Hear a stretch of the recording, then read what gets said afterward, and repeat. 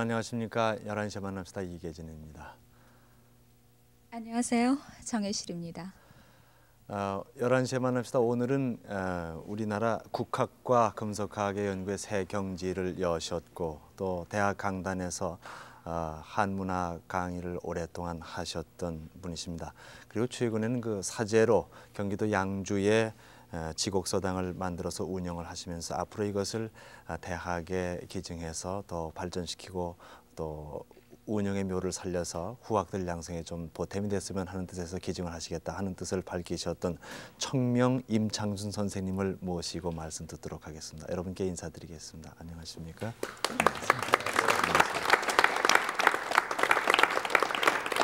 오늘 스튜디오에 가득하게 젊은이들과 함께 앉아 있는데 젊은이들과 함께 항상 자리를 하는 자리는 기분이 좋으시죠? 네, 뭐 생활이 늘 또 젊은 사람들하고 같이 앉아 있고 여기도 서당에 있는 기분입니다. 그러십니까?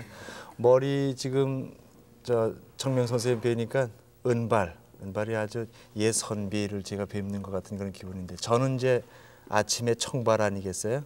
이렇게 허옇게 아주 단아한 선비의 모습을 뵐 수 있는데 지금 올해 연세가 새해 맞아서 몇이 되셨습니까? 해인의 나이로는 73이고요. 네. 그러니까 만으로는 아직 이런 둘이 제한된 게죠. 네, 1914년생이시구나. 네. 고1을 넘기셨습니다.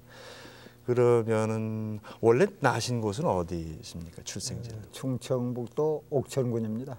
옥천이 고향이세요? 네. 근데 양주에다 서당을 세워서 또 혹시 그쪽이신가? 아닙니다. 네. 옥천에서 1914년에 어떤 집안에서 태어나셨는지요? 뭐 가난한 농가죠. 네. 네, 농가고 우리 아버지 할아버지는 뭐 그렇게 뭐 학자까지는 안 되고 네. 이제 옛날 그저 한문 하시는 분들이고 그렇습니다. 예. 그럼 형제는 많으셨습니까? 속신입니다. 아, 그러세요? 네, 우리 위로 나 위로 누님이 한 분 계세요. 네. 현재도 사십니다. 그리고 부모님들이 저 외아드님을 가르치겠다는 생각에서 이렇게 학문의 뜻을 두시게 되셨을까요? 스스로 좀 뭘 배우겠다는 그런 생각을 하시게 되셨었나요? 어릴 때에 그 할아버지 밑에서 한문을 공부했는데요. 네. 그때는 그 학교 교육 신학문 네. 그때 이제 보통학교죠. 네. 거기 들어가면 그 사람 못 쓰게 된다고 해서 네. 그래서 그건 못 가게 하시고 그저 한문만 뭐 그 제대로 뭐 배우지 못했지만은 네. 그저 이제 그거 한 것이 그 동기가 됐고 네. 뒤에 이제 그 우리 할아버지 돌아가신 뒤에는 학교를 갈 수가 있는데 네. 경제적으로 그 보통학교도 다닐 수가 없었어요. 네. 그래서 결국 학교를 못 다녔으니까 막 할문을 하게 된 거죠. 네. 그럼 이제 조부님 세상 떠나신 뒤에는 누구에게 배웠습니까? 그러면 아버지에게 뭐 아버님 네. 배우시고. 근데 뭐 그 본격적으로 이렇게 한 게 아니고 네. 이제 시간 보냈죠. 그렇습니다. 그럼 그 당시에만 서당 같은 것이 있었는데 서당 다니셨을 거 아니겠습니까? 나 있는 데는 서당이 없었고요. 네. 내가 14살 되던 해에 네. 그것도 같은 중북인데 보은군 의송리면 하겔이라고 지금 현재 행정구역 명칭으로 네. 거기에서 그저 선정훈 씨라고 그 당시에는 그 부자 소리 듣던 분입니다. 네. 한 만석군 한다고 했죠. 네. 네. 그분이 역시 그 옛날 유학자 계통의 가정에서 출생한 분이에요. 네.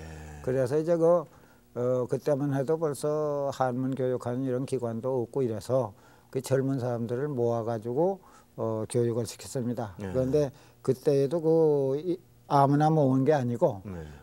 전국적으로 이제 뭐 연락을 취해가지고 네. 시험을 쳐서 뽑았어요. 그게 지역적으로 학생을 모집한 게 아니라 전국적으로? 아닙니다. 네. 예. 그러니까 먼 데서 한경도에서도 오고 제주도에서도 오고 그 소식을 알고 오는 사람은 응시할 수가 있어요. 그래서 이제 그 시험을 쳐서 이제 합격된 사람에게는 거기서 숙식을 제공하고 또 거기서 이제 선생님 모셔가지고 선생님의 그 사례 같은 걸 거기서 다 내고 이래서 공부를 시켰습니다. 근데 배우러 오는 이들에게 당시 뭘 시험을 칠 게 있을까요? 기초 학문을 하고 온 사람을 대상으로 하는 그 시험이라는 게 뭐 대단한 건 아닙니다만은 사서 삼경 가운데에서 그럼 뭐 소화까지 포함해서 책 한 책. 그러니까 가령 맹자 같으면 7책이거든요. 그게 7책 중에 한 책은 완전히 외워야 됩니다. 그 외워 가지고 그 속에서 이제 어떤 걸 뽑아 가지고서 강을 하고 암송을 하는 게죠. 지금 말로 하면. 그러고 이제 묻는 뜻에 그 해답을 잘 하고 그러면 합격이 되는 거죠.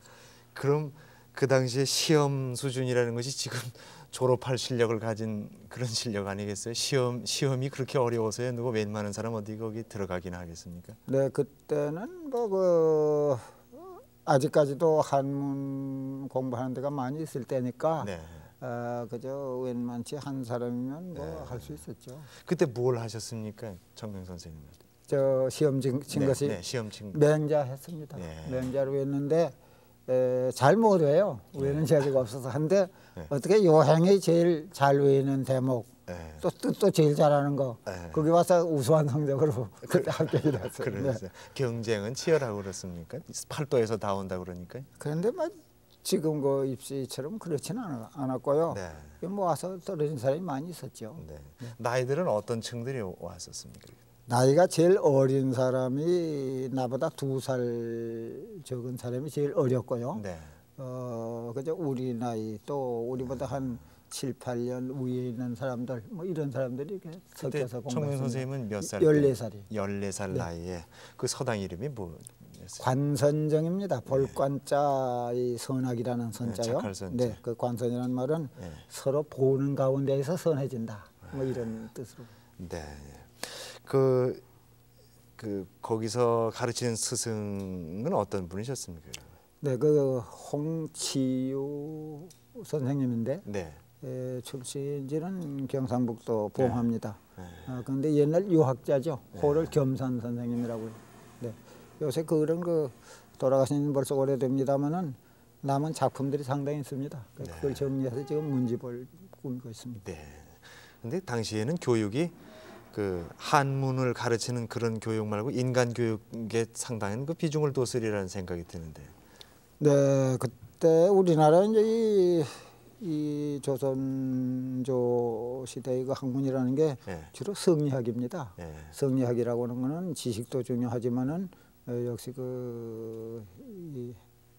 무슨 뭐 옛날 말로 하면 그 행금이라고 그럽니다만은 그러니까 우리 그 행위 면에 있어서 이제 그 교양을 쌓는 게인데 그래서 좀 엄격했죠. 그러니까 우리 선생님도 그런 분의 한 분이십니다. 지금 저 화면에 동창들이라고 이렇게 나오시는데 서당 동창들이십니까? 저게 그 6.25 지난 뒤에요. 우리 그때 같이 공부하던 사람들을 그 동창회 같은 모임을 가졌어요. 그렇게 관선정 하고 했는데 그때 그 찍은 사진입니다. 저 뒤에 건물이 역시 그때 그 서당 건물은 아니고요. 그 집 그러니까 그 선정훈 선생의 본댁입니다. 저 집은 아주 집이 좋은 집이죠. 그래서 지금 그 민속 자료로 지금 문화재로 지정이 되어 있습니다. 당시에 그 뭐 동기 동창 이런 몇 분 안 되시겠죠? 전체 그 서당을 다니던 동창 얘기시겠죠? 그렇습니다. 그러니까 지금 살아있는 사람 중에서 한 2, 3명 있습니다. 같이 공부하던 분은. 그리고 내가 그만둔 뒤에 이제 공부하던 분들이 전후에서 한 100여 명 거기 거쳐 나갔으니까요. 그분들 모임이 혹시 있으신가요? 아직도 교우? 그게 지금 관선정 하고회입니다. 우리가 1년에 한 번씩 모입니다. 내년에는 우리 서당 지국 서당에서 모이기로 됐습니다. 그러세요. 감회가 깊으신 모임이 될 것 같습니다. 그런데 그 수학 시절에 입학 시험을 상당히 우수한 성적으로 입학을 하시게 되셨다 그러는데 그때는 교육을 어떤 식으로 시켰을까요? 무슨 매도 치고 이렇게 뭐 어려운 과정으로 공부를 했다고. 그런데 이제 그때만 해도 아주 어린 나이가 아니고 뭐 14, 15세 이렇게 되는 나이니까 대개는 이제 제가 할 일을 제가 했죠. 그렇기 때문에 보통 지금 생각하는 것처럼 뭐 종아리를 맞는다든지 이런 일은 별로 없습니다. 네. 없고 그저 늘 꾸지람도 듣고 네. 뭐 이래 지냈죠. 네. 선생님 혹시 자랑 같으실지 모르겠지만 성적은 어떠셨는지요? 글쎄 뭐 평가한 분이 지금 안 계셔서 말 수가 없는데 네. 그 외에는 재주가 내가 없어요. 없으시다고요? 네, 예. 없어요. 그래서 배운 거 가지고는 꼭 강을 해야 됩니다. 예. 그 강은 지금은 일주일인데 그때는 열흘로 강을 했어요. 그래서 예. 한 달에 3번씩 강을 하는데 배운 걸 가지고 스스로 나가 강을 배운 걸 해낸다고요? 가지고 선생님이 앉아서 이 책을 펴가지고 그 중에서 한 대목을 짚습니다. 그럼 그거를 이제 돌아 앉아서 외워야 돼요. 근데 그 외우는 걸 잘 하지 못했어요. 네. 그런데 내가 눈이 밝아서 네. 먼 데서 보면 저쪽에 있는 글자가 보여서 어떤 때는 이렇게 보고 외우고 이렇게 이제 요새만 커닝 비슷한 걸 네. 했고. 네. 그런데 이제 그 무슨 글을 짓는 장문을 했어요. 예. 우리 지금 이 지곡서당에서는 장문은 안 가르칩니다만은 그때는 장문 했는데 장문이야 자기 실력이 있어요. 한문으로 짓는 거요. 그러시죠. 네. 그거는 좀 칭찬을 들었어요. 네. 그러니까 성적이 좋은 것도 있고 나쁜 것도 있고 그렇겠네요. 네. 근데 그 교육 방법 중에도 현장에서 수시 평가를 하는 그런 방법이겠군요. 네, 그렇습니다. 그 앞에서 배운 걸 확실히 알았는가 짚고 넘어가는 그런 교육들. 그러면 그 배운 재주를 가지고 무슨 백일장 같은 그런 솜씨를 보일 때도 있었습니까? 그때는 뭐 그런 기회가 없었는데 네. 그게 지금 확실히 기억이 안 납니다만은 27년 아니요. 네. 한 30년 가까이 될 것 같은데요. 네. 그저 수안보 온천 지금 잘들 아시죠? 네, 예, 예. 네. 그 수안보 온천을 맨 처음으로 개장할 때입니다. 예. 그때에 전국 시문대회라는 것을 그때 그 군수로 있던 분이 예. 근데 그 취미가 있는 분이에요. 근데 전국 시문대회라는 걸 열었어요. 예. 그래서 그 서당에서 이제 공부하니까 예. 이런 기회 우리 한번 가자. 예. 이래가지고 이제 우리 서당 전원이 거의 갔었습니다. 그때 있던 사람이 한 10여 명 됐는데 네. 가가지고 갔더니 그 뭐 시골 노인네들 수임이 호연 분이 가쓰고 이렇게 책을 싸가지고 와서 옛날 과거에 응시하듯이 네. 이제 이런 풍경을 봤는데 네. 그 우리 서당에서 간 사람 중에서 거기에서 뭐 2등, 3등 이렇게 많이 그 당선이 됐습니다. 그게 수학 시절이신가요? 수학 시절이죠. 그러니까 내가 그게 18살 때 네. 갔습니다. 네. 그래서 그때 그 뭐 나도 어떻게 2등 하나, 3등 하나 이렇게 상을 탄 적이 있죠. 그러셨어요. 네. 그러면은 그 서당이 그럼 몇 년도에 졸업을 하는 겁니까? 책을 다 띄에 졸업을 그게 하는 없습니다. 없어서 연한이 따로 네. 없고요. 그 서당 시작할 때에 들어와 가지고 네. 마칠 때까지 있던 사람도 있습니다. 네. 있고 나는 거기서 한 6년 동안 있다 나왔고요. 네. 그 빨리 나오신 셈이신가요? 6년이면은? 뭐 빨리 우리들보다 뭐 1년 2년 하고 그만둔 사람도 있었으니까요. 네. 뭐 연하는 없고 자기 행편대로 하는데 네. 나는 뭐 거기서 더 공부하고 싶었지만은 네. 가정 형편상 더 할 수가 없어서 네. 6년 하고서 그러니까 20살 되던 해에 그만뒀습니다. 네. 네. 뭐 재주에 따라 빨리 졸업하고 하는 분도 있고 또 뭐 형편에 따라 또 빨리 그만둬야 될 분도 있고 또 오랫동안 또 이렇게 공부를 하셔야 될 분도 있고 뭐 그런 모양이십니다. 서당을 그만두신 후에는 그럼 생활을 어떻게 하셨습니까? 그 서당에 뚝 집을 떠나서 뚝 떨어져 있으니까 네. 뭐 이게 저 살림살이니 뭐 이게 어떻게 되는 건지 전혀 몰라요. 네. 모르고 농사 지으면 그거 가지고 다 먹고 살 수 있다 이렇게 생각을 했는데 네. 그때 처음으로 그 선친 아버지 너 공부를 더 못하겠다. 왜 그러냐면 그때까지 그저 요새는 면마지기 그러니까 뭐 아마 한 500~600평 정도 땅이 있었어요. 네. 있었는데 그거 가지고 생활이 어렵지만은 그래도 그게 있으면 그걸 가지고 이제 시골에서 버티고 있는데 네. 옛날은 그 뭐 초상이 난다든가 결혼을 한다든가 이러면 많은 돈이 들어갑니다. 그야말로 큰 일이죠. 네. 그래서 그 때문에 아무것도 없게 됐어요. 그러니까 있어서 시골에서 살래 살 수가 없어요. 네. 그래서 여기선 살 수가 없고 달리 돈벌이 할 수는 없고 하니까 노동일밖에 할 게 없는데 네. 그거라도 하자면 도시로 나가야 된다. 네. 그래가지고 대구를 갔습니다. 네. 그 대구를 가서 추풍역 넘어서 대구 쪽으로 가셨겠죠. 네, 그 대구에는 그 나 있는데 와서 살다가 간 사람이 있어요. 예. 그래서 마침 그 사람이 있어서 대구를 갔죠. 고향 사람 끈으로 가셨고요. 네. 간데 그 사람도 별 그런 능력이 없는 사람이에요. 가보니까 네. 그 사람 믿고 갔는데 기댈 만한 네. 괜찮은데. 아는 거는 한문자 아는 거밖에 없고 네. 그때는 이제 일본 시대니까 일본 말을 할 줄 알아야 활동을 할 수 있고 어디 뭐 남의 집 저문이라도 하는데 네. 일본 말도 못하고 하니까 할 일이 노동밖에 없었어요. 그래서 그저 하루 3~40전 그때 쌀 한 마리에 한 1원 하니까 3~40전이면 쌀 몇 대 거리를 벌 수 있는 게죠. 네. 그거를 해서 얼마 동안을 지내다가 그 뒤에는 이제 자벽 네. 뭐 이런 것도 하고 또 조그만 문 채소나 무슨 이런 걸 어깨에다 메고 다니면서 행상도 하고 예. 이렇게 여러 해를 지냈습니다. 그럼 공부는 그 동안은 그럼 못 하셨겠습니다. 근데 이제 공부는 못했죠. 못했지만은 그래도 그 한 20까지 공부한 그것이 네. 그렇게 그 손에서 잘 놓여지지는 않더군요. 네. 그 그래서 일을 하면서도. 네, 네. 일을 하면서도 그 이제 악착스럽게 벌어야 되는데 네. 그 돈 버는 재주가 첫째 없고 또 그 돈이란 걸 그렇게 꼭 벌어야 한다는 그런 의욕이 없어요. 네. 그러니까 자연 그저 책을 이렇게 보게 되니 가난은 더 심하게 당한 게죠. 공부도 안 되고 네. 그렇게 하죠. 그런 생활이 그럼 언제까지 계속되셨습니까? 그게 내가 7~8년 7~8년. 됐어요. 그럼 해방 무렵하고는 어떻게 됐습니까? 그러니까 그 7~8년 후에는 뭐가 생겼느냐면 서울을 그때 이제 같이 공부하던 사람 중에 서울에 있는 사람이 있어요. 네. 그래서 거기를 좀 찾아보자. 이제 그러니까 네. 그때는 조금 그 처음 고생보다는 좀 덜 할 때지. 네. 그래서 서울에 왔어요.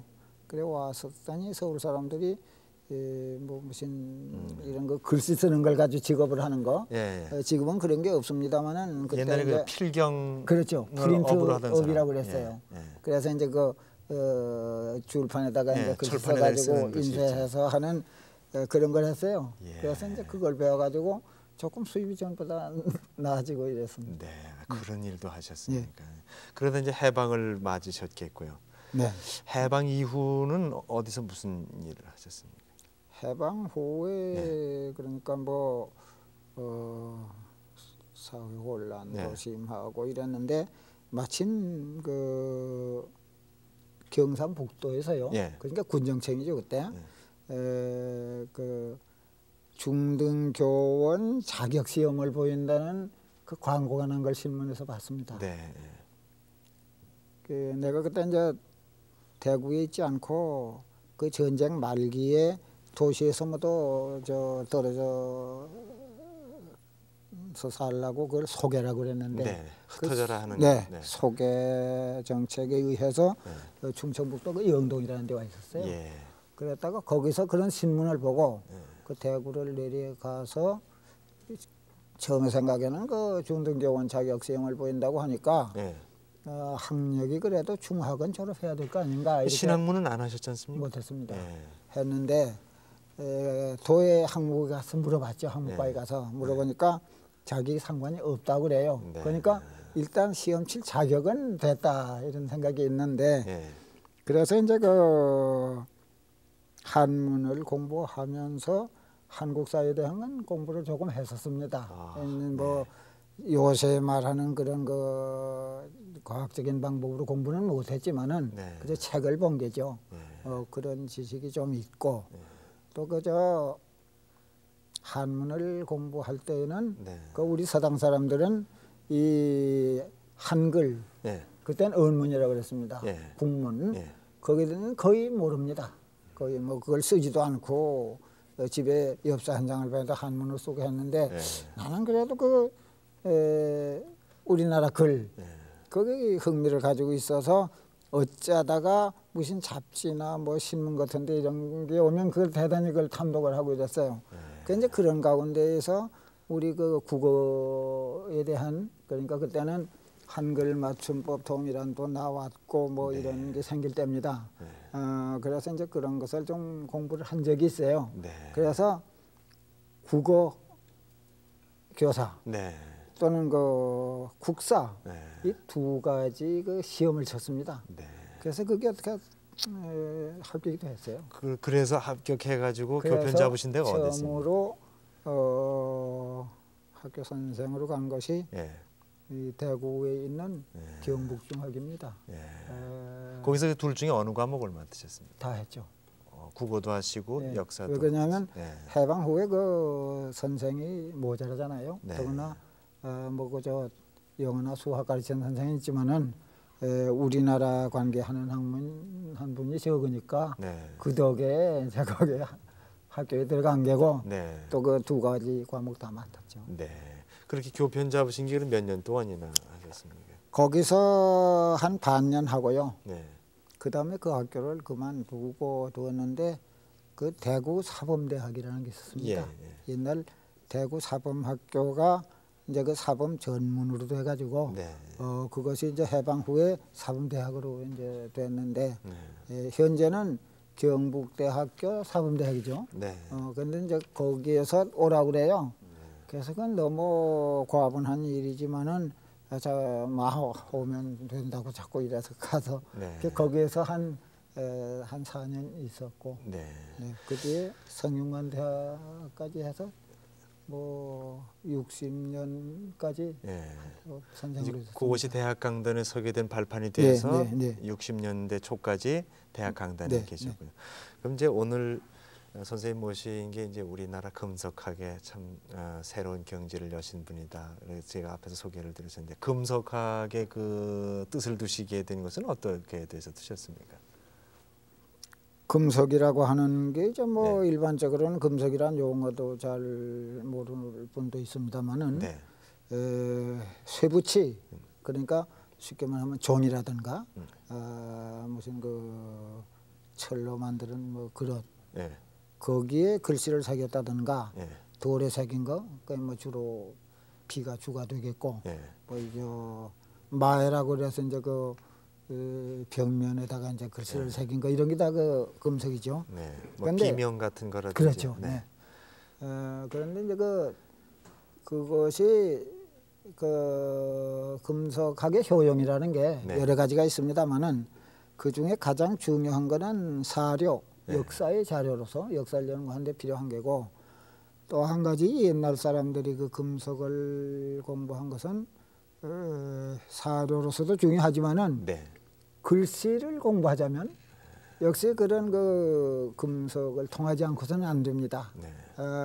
가장 변형이 없는 거 아니겠어요? 그렇죠. 그러니까 지금 그 목각으로 된 게든지 무슨 이런 거는 여러 번 그 판을 겹쳐오는 동안에 네. 원형이 많이 변해졌어요.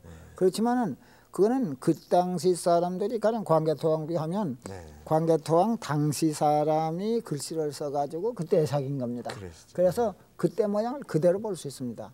그렇기 때문에 이제 그 특히 중국에도 그 고정학이 생긴 이후에는 글씨도 이제 그런 방면으로 공부를 해야 된다. 이렇게 해서 일반적으로 옛날 그 참 선비들이 그런 걸 좋아한 것은 네. 뭐 글씨에 관심을 가지고 있는 데서 더 그 비중이 컸습니다. 네.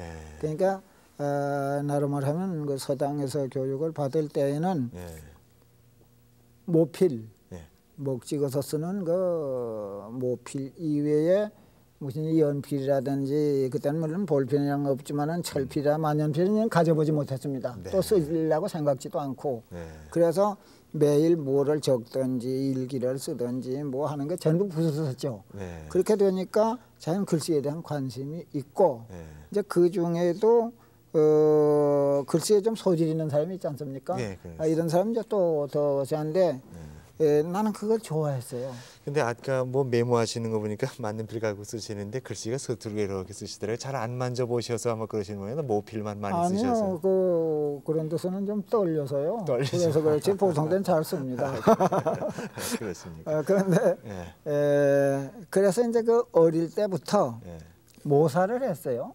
남 쓴 글씨. 네, 모사라는 게 뭐냐 하면 그 남의 글씨 보고서 그대로 쓰는 게 두 가지가 있는데 네. 한 가지는 임서라고 하고요. 임서. 예, 지금 임시총회님 하는 네. 임시 그 임자입니다. 임서라고 하는 것은 글씨를 옆에다 놓고 그걸 보고서 자기가 그대로 모방해서 쓰는 게 임서고. 체본을 옆에 놓고. 그렇죠, 이렇게 그렇죠. 쓰겠습니다. 네. 또 하나는 이제 그 모사라고 하는데 네. 모사라고 하는 건 어떻게 하냐면 원 글씨 위에다가 얇은 조이를 놓고 네. 그거 선을 따라서 이렇게 그림을 먼저 그립니다. 네. 그저 왜 뭐 도면 뜨듯이 그렇게. 그렇죠. 하시는 그림에서 그 백묘라고 하는 게 있죠. 네, 예. 그 비슷하게 합니다. 그래가지고 나중에 그 흰데 그 선근 안을 갖다가 목으로 이렇게 칠해요. 그것을 쌍구전목이라고 그러죠. 네. 이 두 줄로 이렇게 해가지고 그 안에다가 목을 채운다 이래서 이제 그런 것을 그 어릴 적부터 했었어요. 그게 아마 지금도 또 남아 있을 것 같아요. 글씨, 글씨도 그렇게 배우셨군요. 그러니까 그게 취미죠. 그러니까 뭐 글씨를 쓴다고 해서 그런 걸 꼭 좋아하는 것도 아닌데 그저 그 마음이 그게 좋아요. 이제 그러다 보니까 그 금속학 연구하시다 보면은 그 탁본이라고도 하고 탑본이라고도 하죠. 네, 그렇습니다. 네, 그거 작업도 많이 그래 하셨을 거 아니겠어요? 금속학 네, 많이 연구하시다 했습니다. 보니까. 그래서 그 탑본을 또 하셨군요. 네. 그럼 전국 방방곡곡 많이 다니셨겠고. 많이 다녔습니다. 네. 그러니까 기록할 만한 획기적인 일도 많이 계셨겠는데요. 뭐 특별히 말씀드릴 건 없습니다. 내가 비를 하나 새로 발견한 게 있죠. 네, 어디 있는? 해방 직후입니다. 네. 그러니까 해방되던 그 다음 해죠. 네. 내가 대구 사범대학 있을 때인데 대구에서 그 거리에 가다 보니까 무슨 그 자연석 돌이 이렇게 있는데 거기에 글씨가 이렇게 보여요. 그 사진에 나오는 거는 저거는 이 적성에 있는 그 서림급이라고 하는 건데. 충청도 적성 아니죠, 이 경기도입니다. 경기도 적성. 그게 거기 가서 갔을 때 찍은 겁니다. 그 이제 그런 그 탁본이나 뭐 이런 것을 하고 하는데 발견하셨다는 지금 그 발견하던 얘기했죠. 그 길거리에 그게 있어요. 있는데 이게 물에 젖어서 이렇게 나왔는데 글자가 나오는데 보니까 일견근 삼국시대 신라의 비다. 근데 그건 이 금색이라는 게 글씨 모양하고 또 그 문장이나 이런 거 보면 바로 그대로 그 연대를 알 수가 있습니다. 그건 일견 삼국시대의 비입니다. 그래서 신기하다 이래서 그 어떤 사람이 그 집을 수리하다가 그걸 꺼내놨어요. 그 주인한테 얘기를 해가지고 이거는 이게 귀중한 게인데 어디 보관해야 되겠다. 이래가지고 그걸 대구 사범대학에 갖다 놨습니다. 그것이 무술 오작비. 옛날 그러니까 이 저수지를 축조했던 기념비입니다. 그것이 내가 그 우연히 발견해가지고 그 나중에 보물로 지정이 돼가지고서 지금은 어디 경북대학교 박물관에 보존되어 있습니다. 그런 것을 그런 게 간혹 이제 재미를 좀 느끼죠. 이제 그 대학 강단에 서셨던 것이 1960년대 초 60 몇 년까지 서셨던 61년까지 하셨는데 그 이후에 그러면 그 뭐죠 태동 고전연구소, 태동 고전연구소 그 만드신 건 그 무렵이신가요?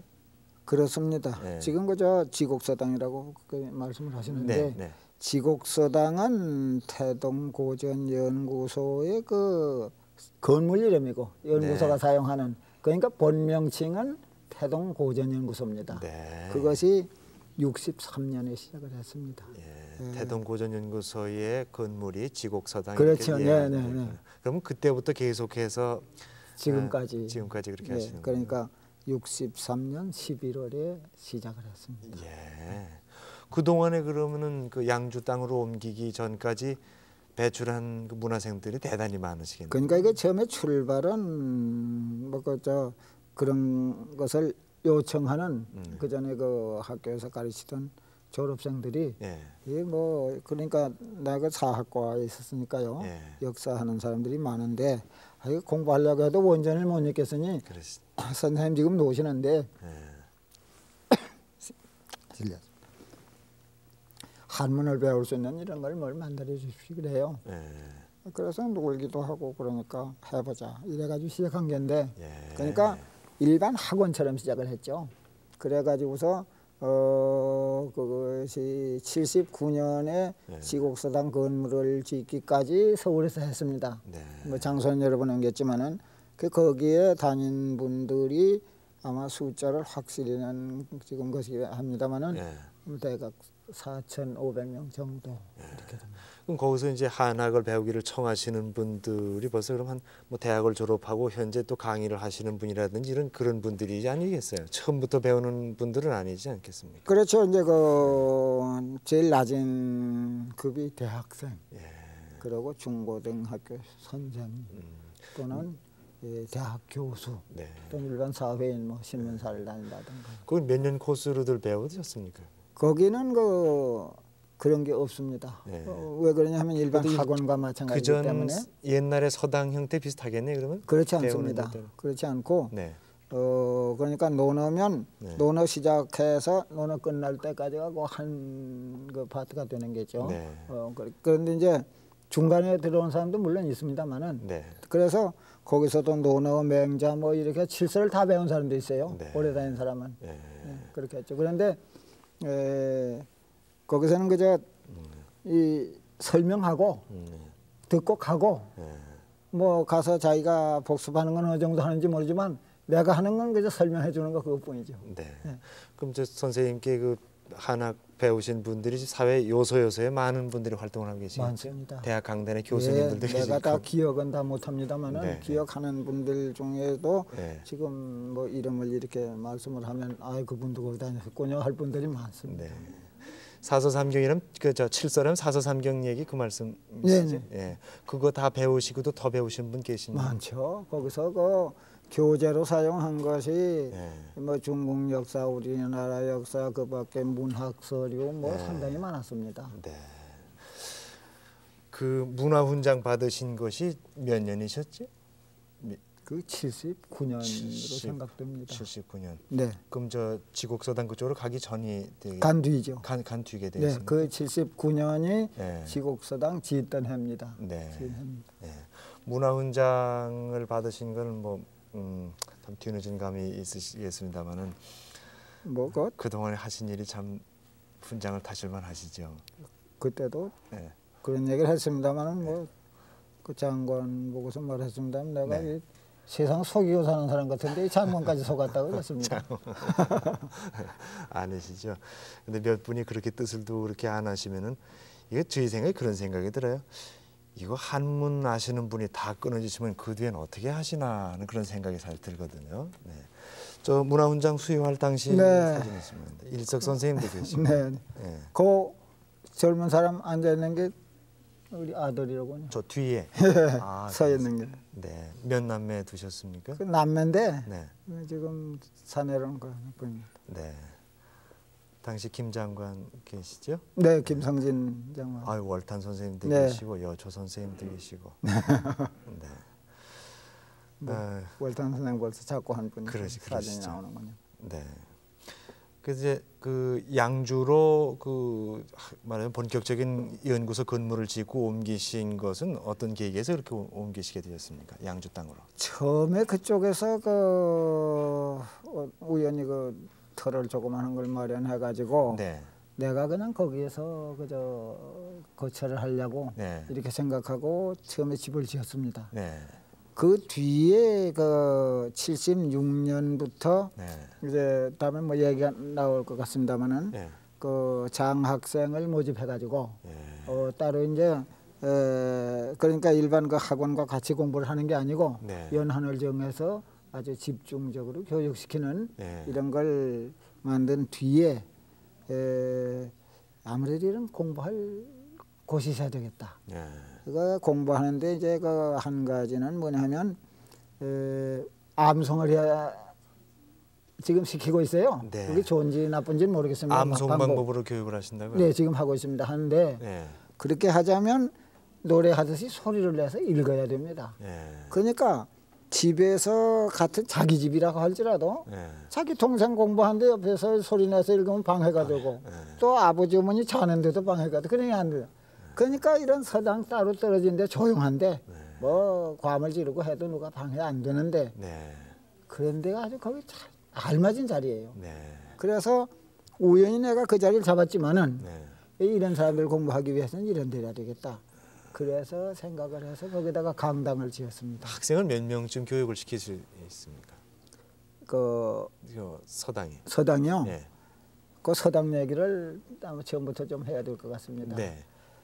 어떻게 되느냐 하면 그러니까 그 태동고전연구소를 학원식으로 운영한 것이 오래됐는데 네. 결과적으로는 거기에서 본격적인 한학자 양성할 수는 없다. 네. 이렇게 됩니다. 왜 그러냐면 먼저 말씀하신 대로 한 대로 그 나와서 듣고만 가니까 그 뒤에 뭐 그 사람에게 뭐 어떻게 공부를 어떻게 했느냐 이게 할 수도 없고 그래서 이걸 아주 책임지고서 교육을 시켜야 되겠는데 이런 거는 무슨 정부에서 한다든가 어떤 대학에서 이걸 한다든가 해야 되겠는데 네. 그렇게 잘 안 되고 인식이 잘 안 돼서 그러려면 대학생을 뽑아가지고 졸업한 사람을 뽑아가지고 네. 집중적으로 몇 해 동안 아주 이것만 전문으로 공부를 시켜야 되겠다. 네. 이런 생각이 들었습니다. 몇 년 동안 예정을? 그래서 처음에는 그 5년으로 했습니다. 예. 그런데 이제 그거는 마침 그때에 지금 그 선경그룹 회장 최종현 씨요. 예. 그분을 알게 됐어요. 그래서 그분이 하는 그 한국 고등교육재단이라고 있습니다. 네. 그 장학금 내는 데인데 그래서 나 그런 얘기를 했더니 네. 그러면 한번 해보십시오. 그러니까 왜 그러냐면 대학 마친 사람이 3년 동안 아무것도 안 하고 와서 공부를 한다. 할 수 없는 게거든요. 취직도 해야 되고. 그렇죠. 뭐 가족에 대한 기간인데. 이제 네. 결혼한 사람도 있을 거고 또 결혼해야 할 사람들. 그래서 담은 을매도 장학금을 줘야 된다. 이제 그게 어렵다 그랬더니 공부할 환경까지 네. 맞춰주고요. 네. 네. 해보라 그래요. 그래서 이제 그 해에 5사람을 모집을 했습니다. 모집을 하고 그것도 시험 쳐서 어떻게 물론 시험 치죠. 원하는 분도 꽤 그래도 있을 텐데. 많았어요. 그때는 그리고 그 장학금이 좀 후했습니다. 예. 첫 해에 들어가는 해에 8만 원, 그 다음에 10만 원, 그 다음에 15만 원까지 주는데 그저 공부에만 전념할 수 그렇죠. 있게. 그때 하숙비가 한 달에 한 3만 원 정도 할 때니까 예. 많은 액수입니다. 그래서 경쟁자가 많았어요. 그래서 뭐 그럼 학교 얘기하는 거 좀 못합니다만은 예. 서울대학 아니고서는 거기에 합격이 못됐습니다. 졸업생 가운데. 네, 그래서 시험 뭐 대개는 뭐 우수한 사람이라고 봐야 되겠죠. 네. 그래서 5년으로 하는데 예. 어떻게 하느냐 하면 대학원을 다닐 사람 대학원 다른 직장은 못 가지지만은 네. 공부하는 거는 대학원은 다니고 일주일에 사흘씩 와서 공부를 한다. 그러니까 대학원 공부 이외에는 딴 건 못하게 못하죠. 하고. 예. 그래서 5년제로 했습니다. 예. 그렇게 하던 것이 3기 그러니까 76, 77, 78 예. 이렇게 3년 동안 모집을 했어요. 공부를 했어요. 그러다가 그 뒤에 한 2년 모집을 중지했습니다. 뭐 그 이유가 있습니다만 그뭐더 네, 네. 시간이 없어서 되겠고 그리고 그 뒤에 이제 그 한국 고등교육재단에서는 네. 이 공부라는 건 좀 어릴 때부터 시켜야 될 필요가 있다. 그래서 대학 2, 3학년으로 모집을 해가지고 그러니까 학교 다니면서 공부하는 거죠.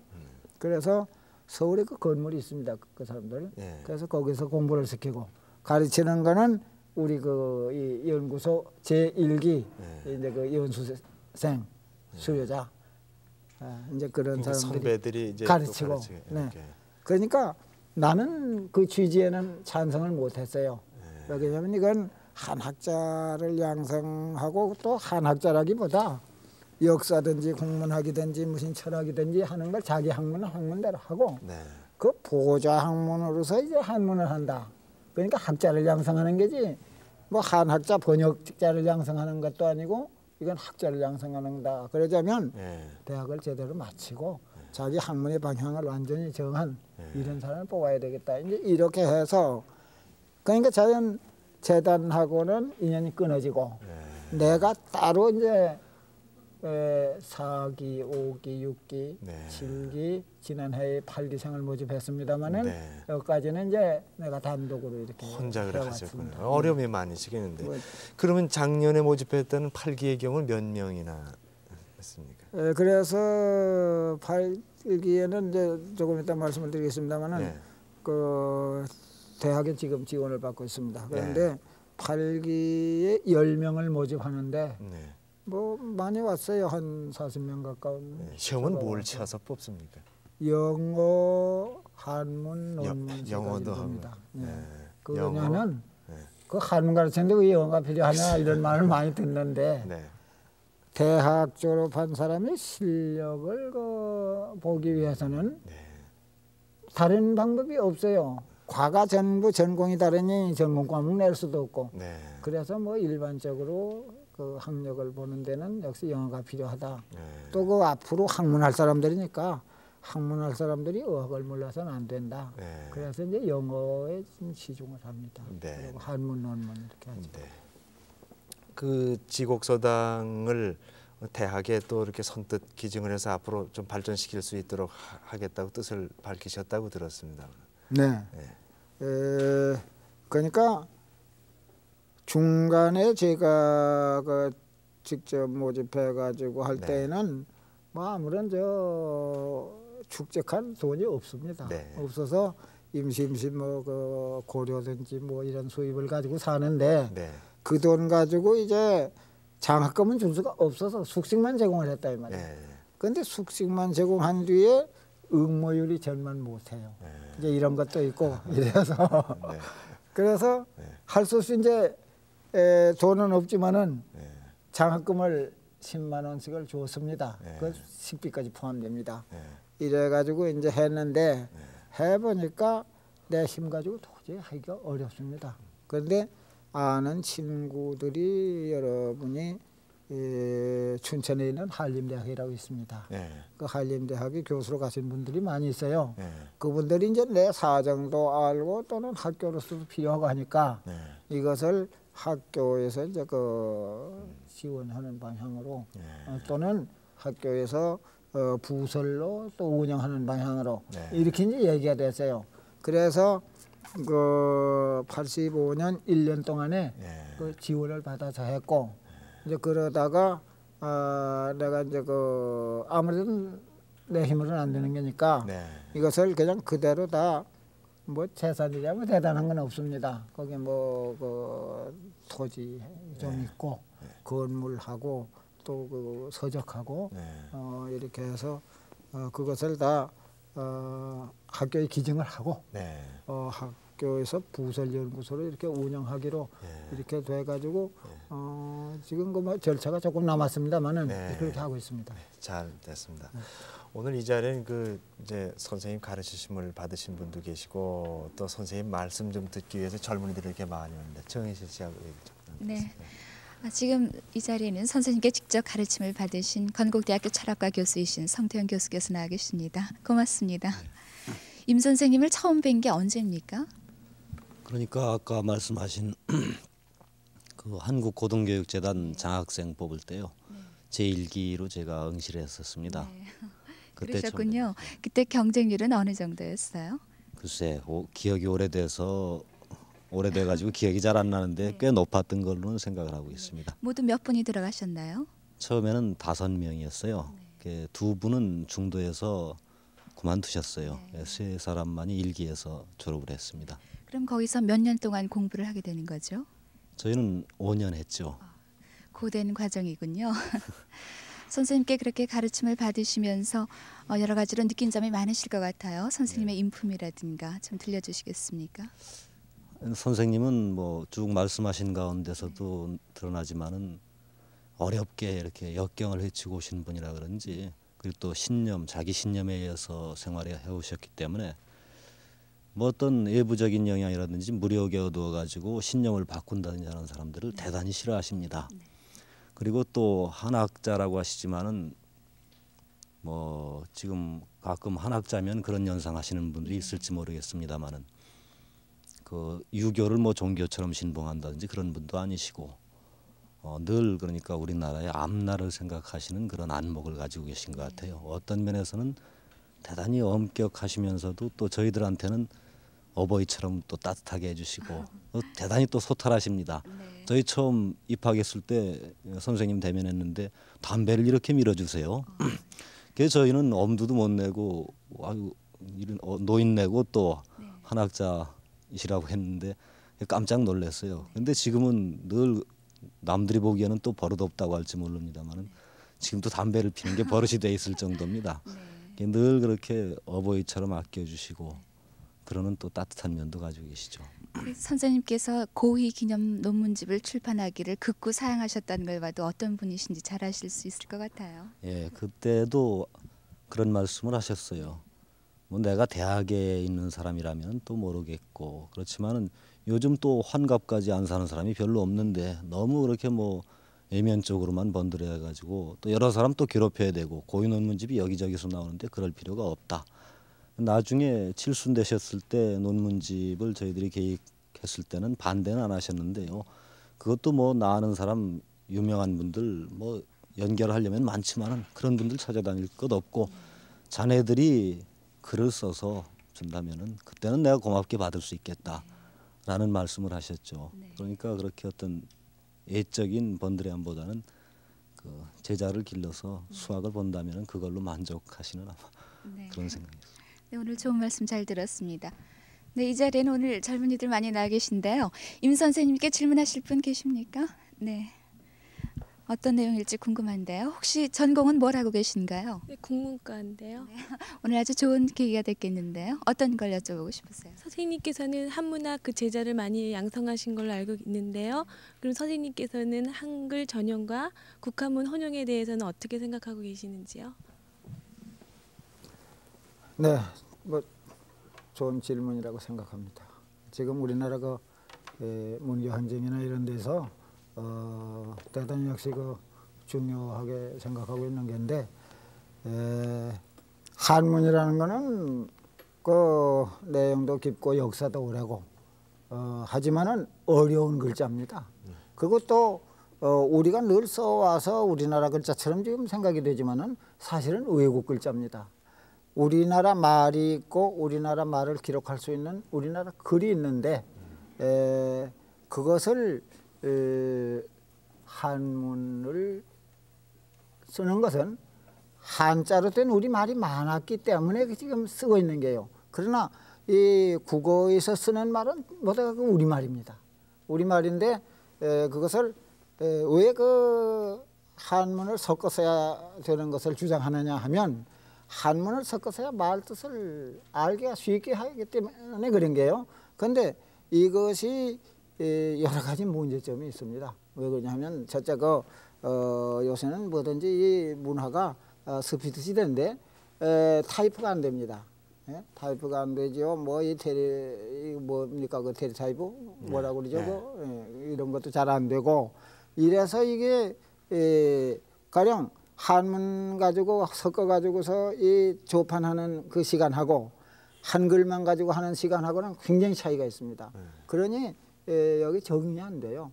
우리가 우리 좋은 말이 있고 우리 좋은 글자가 있으니까 우리는 한글을 가지고 쓰는 것이 좋다고 나는 생각하고 다만 이거하고 한문 교육하고는 다릅니다. 한자를 알므로 해서 우리 말 뜻을 정확하게 알 수 있어요. 그렇기 때문에 영어나 뭐 이런 것이 우리 일상생활에 쓰기 때문에 영어를 공부하는 게 아니니까 그와 마찬가지로 한자의 교육이나 이런 것은 뭐 국민학교 때부터 해도 좋다고 생각을 합니다. 그러니까 한자 교육하고 우리가 일반적으로 쓰는 그 문자하고는 이거 좀 혼동해야 되지 않을까. 근데 생각은 나는 그런 주견을 가지고 있어요. 그러니까 오히려 우리 한글 발전을 위해서도 보조 수단으로서도 잘 연구를 해야지 단절돼서는 안 되겠다는 네, 거죠. 그렇습니다. 오랫동안 그렇게 글씨도 쓰시고 그러지 않습니까? 어려서부터 이렇게 아까 모사라고 그러셨나요? 네. 그것도 하시고 취미로. 전시회도 하실 정도의 글씨를 쓰셨지 않습니까? 전시회도 몇 번 하셨죠? 네, 뭐 그 글씨를 발표한 거는 네. 그 아는 사람들이 이제 그 글씨 쓰는 사람들이 있어서 뭐 한국 서예가 협회지 뭐 여기 들어라 해서 이제 들은 적이 있어서 네. 그런 때에 발표를 한 적이 있는데 네. 내가 그 지곡서당 짓고 뭐 하고 이런 자금난에 허덕이니까 아는 사람들이 그러지 말고 개인전 한번 하라. 그래서 내가 처음에는 어이구 내가 전문가들이 모두 있는데 내가 감히 할 수 있느냐 이랬는데 네. 그래도 이제 그런 이유도 있고 해서 했습니다. 근데 네. 뭐 의회 모두 도와주셔서 네. 2번을 했어요. 네. 또 재작년에 대구에서도 또 2차 개인전을 하고. 네. 네. 네, 오늘 좋은 말씀 잘 들었습니다. 우리 젊은이들과 함께 말씀을 들어봤는데 이 한문이 워낙 어려우신 모양입니다. 이 청명 선생님도 바짝 마르셨고 제자로 나오신 선생님도 마르셨고 워낙 어려우신 일 하시는가 봅니다. 그러나 이것이 끊기면 안 될 것 같고 이렇게 젊은이로 이어질 수 있는 그 바로 전당이 지곡서당이라고 생각이 되는데 오늘 임창 선생님 계속해서 건강하시고 앞으로 후학들을 위해서 좋은 일 계속해 주셨으면 하는 바람입니다. 여러분 대단히 고맙습니다. 선생님 고맙습니다.